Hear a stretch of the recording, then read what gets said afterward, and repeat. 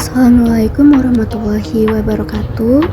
Halo semuanya, perkenalkan aku Yanulida Falmanda, mahasiswa program Studi Manajemen Sumber Daya Manusia di Fakultas Ekonomi dan Bisnis.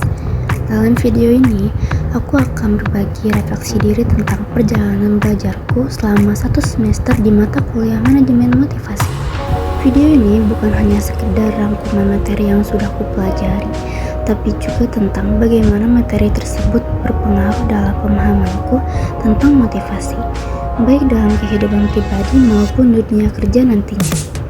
Refleksi diri itu sendiri adalah proses merenungkan dan mengevaluasi pengalaman yang sudah kita lalui.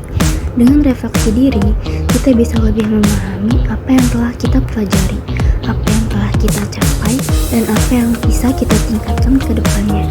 Menurutku, refleksi diri ini penting karena seringkali kita belajar begitu banyak hal, tapi kalau tidak direnungkan, kita bisa saja melewatkan makna sebenarnya dari pembelajaran itu.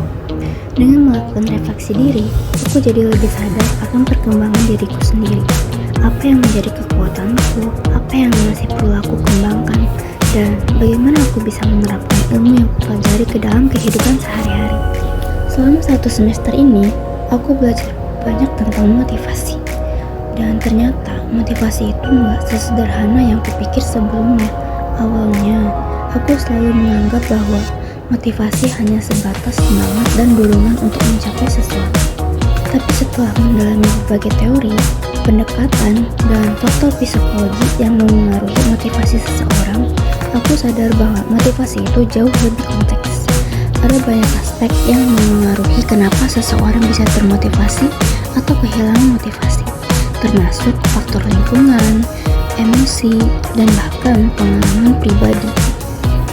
Dari semua materi yang telah kupelajari, ada beberapa hal yang benar-benar membuka pikiranku dan mengubah cara pandangku tentang bagaimana manusia termotivasi dalam bekerja dan menjalani hidup.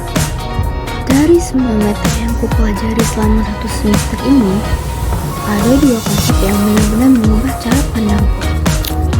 Yang pertama ada self-leadership dan yang kedua ada teori motivasi.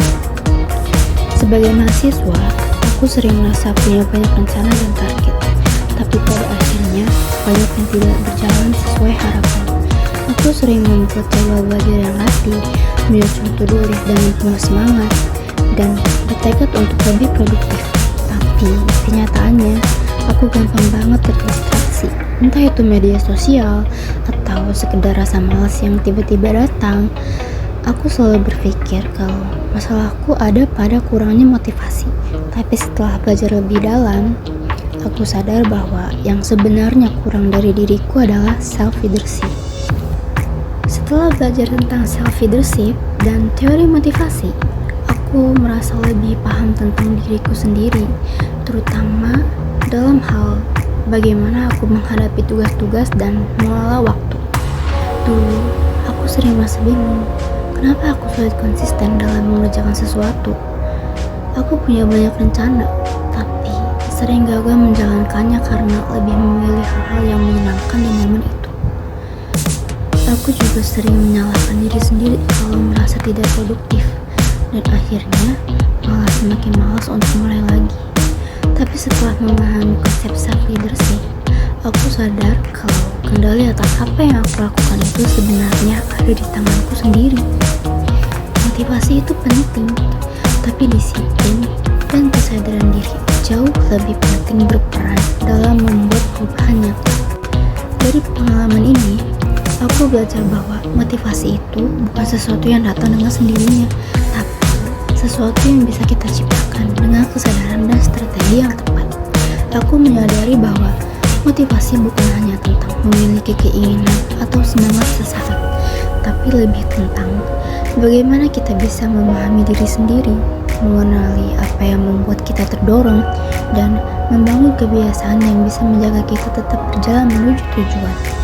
Aku nggak bilang kalau aku sekarang sudah 100% disiplin atau nggak pernah terdistraksi lagi. Aku masih sering tergoda buat nonton drakor atau scroll TikTok lebih lama dari yang seharusnya. Tapi bedanya, sekarang aku lebih cepat sadar bahwa aku mulai keluar jalur dan aku punya cara untuk mengembalikan fokusku. Dan buatku, itu adalah perubahan yang paling berat. Aku tahu, pasti ada banyak orang yang merasa seperti aku.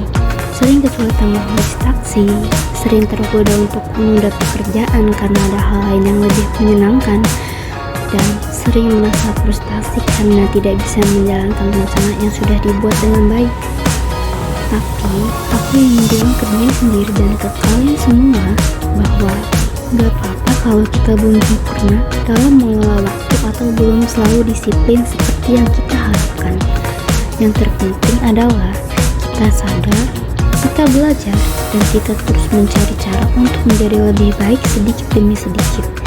Setiap perubahan kecil yang kita lakukan hari ini akan membawa dampak besar di masa depan. Jadi, jangan menyerah hanya karena pernah gagal atau tergoda untuk malas. Yang penting adalah bagaimana kita bangkit lagi dan tetap bergerak maju. Terima kasih sudah menonton video ini.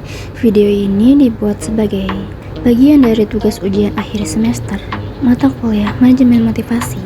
Semoga apa yang aku bagikan bisa bermanfaat buat kalian semua. Semoga kita semua bisa terus berkembang, menemukan motivasi kita sendiri, dan mencapai apa yang kita impikan.